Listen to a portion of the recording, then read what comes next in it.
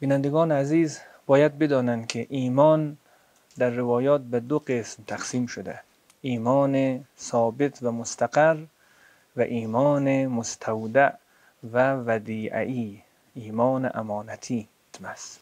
برای یک عده ایمان ثابت و مستقر شده است، به خاطر اینکه امتحانهای سخت الهی را پشت سر گذاشته‌اند و ایمان و روح ایمان در آنها پابرجا شده.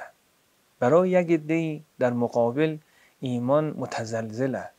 ایمان در سینه آنها به قول روایت ودیعه گذاشته شده و این مورد امتحان قرار میگیره و انسان باید بکوشه تا بتونه او روح ایمان را در خود نگاه کنه.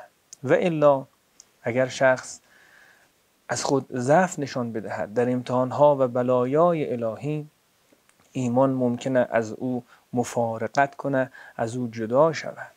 این نکته را پس باید ما بدانیم به عنوان یک هشدار. نکند ماها از کسانی باشیم که ایمانمان متزلزل و ایمانمان ودیعی باشد. چه بسا از وجود ما این ایمان و ودیعه الهی رخت ببنده. انسان باید بترسه.